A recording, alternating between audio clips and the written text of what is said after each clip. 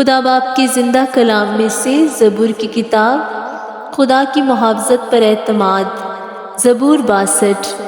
میری جان کو خدا ہی کی آس ہے، میری نجات اسی سے ہے، وہی اکیلا میری چٹان اور میری نجات ہے، وہی میرا اونچا برج ہے، مجھے زیادہ جنبش نہ ہوگی۔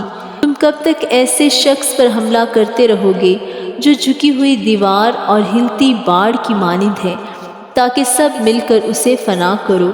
وہ اس کو اس کے مرتبہ سے گرا دینے ہی کا مشورہ کرتے رہتے ہیں، وہ جھوٹ سے خوش ہوتے ہیں، وہ اپنے منہ سے تو برکت دیتے ہیں پر دل میں لعنت کرتے ہیں۔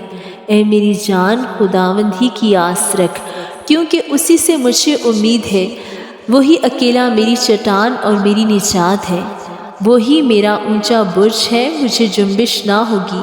میری نجات اور میری شوکت خدا کی طرف سے ہے، خدا ہی میری قوت کی چٹان اور میری پناہ ہے۔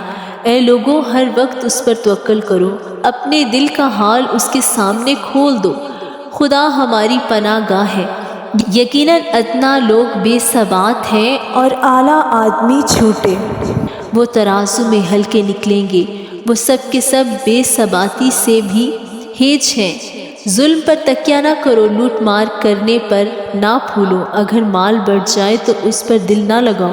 خدا نے ایک بار فرمایا، میں نے یہ 2 بار سنا کہ قدرت خدا ہی کی ہے، شفقت بھی اے خداوند تیری ہی ہے، کیونکہ تو ہر شخص کو اس کے عمل کے مطابق بدلہ دیتا ہے۔ آمین۔